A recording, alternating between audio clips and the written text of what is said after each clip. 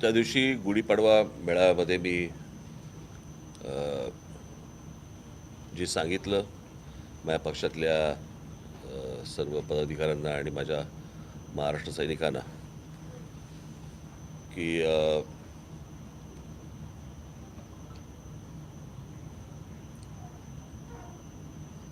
यावेळेस नरेंद्र मोदी यांना आपण पाठिंबा द्यायचा आहे. त्याचं मला असं वाटतं विश्लेषण मी त्या दिवशी ज्या सभेमध्ये मी केलेलं आहे.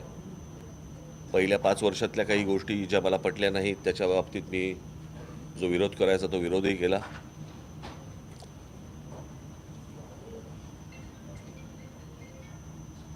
अनेक वेळा सांगतात लोक की राज ठाकरेंनी भूमिका बदलली. प्रश्न 2014च्या अगोदरची भूमिका ही निवडून आल्यानंतर सत्तेत आल्यानंतर जर तिकडे भूमिका बदलू शकते तर मला असं वाटतं की मला भूमिका बदलणं आवश्यक होतं. आणि त्याला भूमिका बदलणं म्हणत नाहीत, त्याला धोरणांवरती त्याला टीका म्हणतात. आणि त्याप्रमाणे त्या प्रकारची टीका मी त्यावेळेला केली. अर्थात ती टीका करताना त्याच्या मोबदल्यात काही मागितलं नव्हतं की मला मुख्यमंत्रीपद पाहिजे म्हणून मी टीका करतोय, माझे 40 आमदार फोडले म्हणून मी टीका करतोय, असल्या कुठच्या गोष्टींमधनं ती टीका नव्हती. ती मुद्द्यांना टीका होती, त्या भूमिकांवरती ज्या केलेली टीका होती. त्याच्यानंतरच्या पुढच्या 5 वर्षामध्ये काही गोष्टी ज्या चांगल्या झाल्या त्याचं स्वागतही मी केलं. जसं 370 कलम रद्द होणं, राम मंदिरसारखा एक विषय, इतका मोठा विषय. म्हणजे खरं तर राम मंदिर ही गोष्ट आपल्याला काय धर्माच्या आधारावरती राष्ट्र उभं नाही करायचे, परंतु 1992 पासून ते 2024 पर्यंत एक रखडलेली गोष्ट, ज्याच्यामध्ये आजपर्यंत इतक्या कारसेवकांनी ज्यांनी आपली स्वतःची आहुती दिलेली आहे. मला असं वाटतं तेव्हा तुम्ही कोणी तेव्हा नसाल, त्यावेळेला दूरदर्शनवरती काही स्लॉट्स यायचे वेगवेगळ्या काही चॅनल्सचे अर्ध्या तासाचे. त्याच्यामध्ये शरयू नदीमध्ये टाकून दिलेली कारसेवकांची प्रेतं, त्यांना ज्या प्रकारच्या गोळ्या घातल्या गेल्या होत्या त्या आंदोलनामध्ये, जे कारसेवक मारले गेले होते, मला असं वाटतं त्या सगळ्या कारसेवकांचे आत्मे शांत झाले असतील आणि ते राम मंदिर उभं राहिल्यावरती. आणि एक निश्चित, जर इतक्या वर्ष प्रलंबित राहिलेला प्रश्न जर नरेंद्र मोदी नसते, जरी सुप्रीम कोर्टाने आदेश दिलेला असला तरी, जर ते नसते तर राम मंदिर उभंच राहू शकलं नसतं. हा तसा अनेक जसे पेंडिंग विषय आहेत तसा हा एक तसाच राहून गेला असता विषय. सो NRCचा विषय असेल, राम मंदिराचा असेल, 370 कलम असेल, अनेक गोष्टींवरती मी त्या वेळेला स्वागतही केलं, अभिनंदनही केलं. मी स्वतः फोन करून अभिनंदन केलं या गोष्टींचं. काही गोष्टी चांगल्या होताना जेव्हा दिसायला लागतात त्यावेळेला मला असं वाटतं की एका बाजूला एक धडगुजरं कडबोळं आणि एका बाजूला एक खंबीर नेतृत्व, अशा वेळेला पुन्हा त्यांना एकदा संधी देणं हे आवश्यक आहे असं मला वाटलं. आणि म्हणून मी पक्षाने आमच्या ठरवलं की त्यांना नरेंद्र मोदी यांना पंतप्रधान पदाची पुन्हा एकदा संधी देण्यासाठी म्हणून पाठिंबा द्यावा. अर्थात महाराष्ट्रासाठीच्या म्हणून आमच्या काही मागण्या आहेत, त्या त्यांच्यापर्यंत जातीलच, त्यांच्यापर्यंत पोचल्या जातीलच. त्याच्यामध्ये मराठी भाषेला अभिजात भाषेचा दर्जा देण्यापासून अनेक गोष्टी आहेत. महाराष्ट्रातल्या गडकिल्ल्यांचं संवर्धन, त्या दिवशी जो तरुणांचा मी विषय केला होता की आता या सगळ्याच्यामध्ये काही गोष्टी अशा असतात की औद्योगिकदृष्ट्या महाराष्ट्र हा खूप पुढे हरलेला आहेच. म्हणजे त्याच्यामध्ये आणि उद्योगधंद्यांमध्ये किंवा उद्योगपतींना पहिल्या ज्यांना प्रेफरन्स म्हणतो आपण असा वाटणारा हे महाराष्ट्र राज्य हे एकमेव राज्य आहे. आणि माझी अपेक्षा आहे की नरेंद्र मोदी यांनी सर्व राज्य ही त्यांच्या समान अपत्यांसारखी पाहणं आवश्यक आहे, समान मुलांसारखी पाहणं आवश्यक आहे. गुजरात त्यांना प्रिय असणं हे स्वाभाविक आहे, कारण ते गुजरातमधले आहेत, ते गुजराती आहेत. परंतु इतरही राज्यांकडे त्यांनी त्याच प्रकारचं लक्ष या पुढच्या 5 वर्षामध्ये दिलं जाईल अशी माझी अपेक्षा आहे. आणि पुढे कशा प्रकारे त्यांची पावलं पडत आहेत मला असं वाटतं हेही पाहणं तितकंच आवश्यक आहे आणि गरजेचं आहे. परंतु आज मी त्यांना जो पाठिंबा दिलेला आहे त्या पाठिंब्यावरती मी आज पक्षाची इथे पदाधिकाऱ्यांची, आमच्या पक्षाच्या नेत्यांची, आमच्या पक्षाच्या सरचिटणीसांची, महिला आमच्या सगळ्या आलेल्या आहेत त्यांची, पदाधिकाऱ्यांची बैठक आज इथे लावली.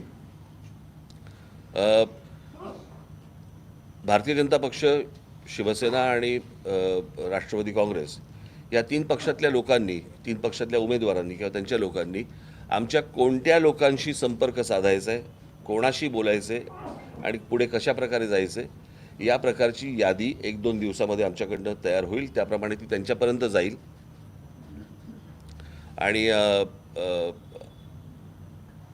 आमच्याही जे पदाधिकारी असतील, माझे जे महाराष्ट्र सैनिक असतील त्यांनाही ते योग्य मानाने वागवतील अशी माझी अपेक्षा आहे.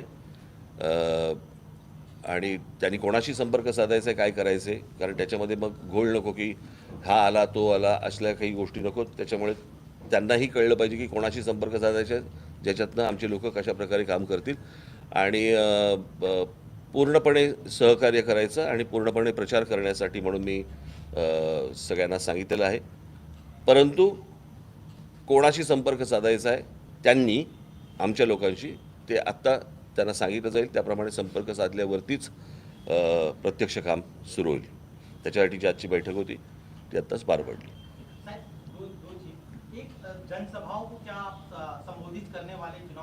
मी आत्ता मी काही ठरवलं नाही आहे, पुढे बघीन. आमचे बुकिंग असतात, तुम्ही काय पहिल्यांदा बघताय काय? सगळ्यांचा ठेका घेतला का तू? बाकीच्यांना बोलू देत. सर, तुम्ही जसं तुमच्या पदाधिकाऱ्यांना सूचना दिलेल्या आहेत की सर्व परीनं सहकार्य करायचं, तुम्ही त्यांचा प्रचार करायचा महायुतीकडनं तुम्हाला प्रचाराचं निमंत्रण आलं अनेक उमेदवारांकडनं, तर तुमची भूमिका काय असेल? प्रचार करायला जाणार का? येऊ देत. सकारात्मक असाल का? सकारात्मक निश्चित असेल, परंतु अजून मी ठरवलं नाही कुठे घ्यायचं आणि काय घ्यायचं त्या. पुढे बघू. माझी चर्चा झाल्यावरती मी सांगेन. उभाटा सेनाकडून आरोप करण्यात आलेला आहे की आपल्याची कदाचित कुठली काही फाईल उघडली असणार म्हणून आपण आपली भूमिका बदलली. मी आत्ताच माझ्या पदाधिकाऱ्यांना सांगितलं काय असतं, कावेळी झालेले असते ना त्यांना जग पिवळं दिसतं. त्याच्यामुळे त्यांचे ते आत्ताच आतून बाहेर आलेले आहेत, त्याच्यामुळे त्यांचा तसा विचार असू शकतो. सर, तुमच्या पदाधिकाऱ्यांसोबत ज्या दिवशी तुम्ही भूमिका घेतली, एक उत्तम वक्ते म्हणून संपूर्ण देशात तुमच्याकडे बघितलं जातं आणि तुम्ही महायुतीला पाठिंबा दिल्यानंतर अनेक महायुतीच्या उमेदवाराला हायचं वाटलं असेल, ह्या वक्त्याने आपला प्रचार केला तर आपल्याला आपल्या पत्रात अधिकची मतं पडतील. तुमच्या काही पदाधिकाऱ्यांना तसं काही कोणाकडनं आलंय की तुम्हाला गळ घाला तुमच्या सभेची? नाही, असं काय सांगितलं. बारामती में आपकी तस्वीर जो अजीत पवार की पार्टी की तरफ से हो रहा, आपकी तस्वीर का इस्तेमाल किया जा रहा है, क्या आप लोग से सर इजाजत दी गई है और आप भी क्या बारामती जाएंगे प्रचार के लिए? चुनाव प्रचार परत आपण तेच बोलतो ना, तेच बोलतो ना आपण. तर मुंबईतील निवडणुकीच्या आधी महाराष्ट्र नवनिर्माण सेनेने शिवाजी पार्कमध्ये सभेची परवानगी मागितलेली आहे. तर ती एकत्रित सभा असेल, मनसे महायुतीचे नेते नरेंद्र मोदी कसं असेल? दर निवडणुकीला अशा प्रकारची तारीख बुक केली जाते.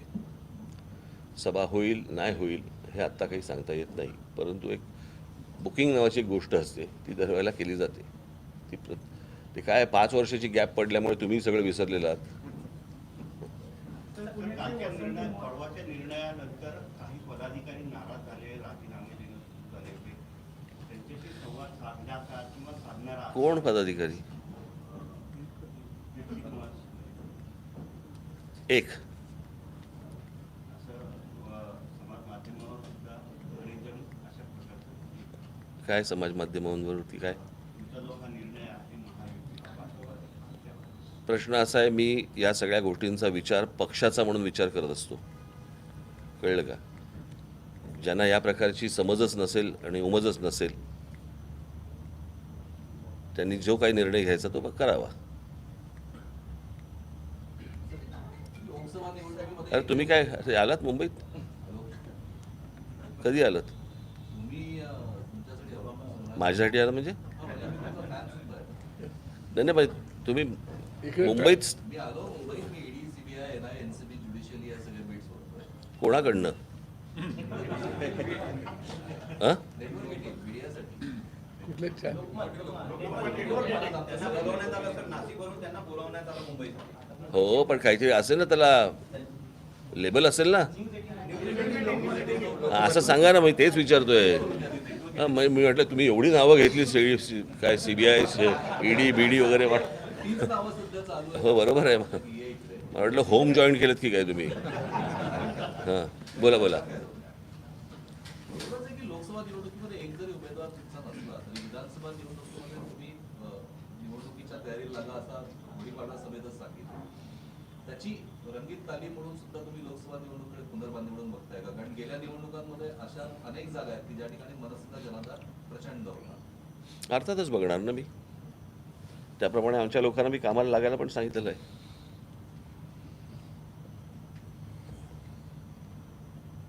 सर, आचारसंहिता वाले जे आहेत त्यांच्यावरती तुम्ही त्या दिवशी टीका केली.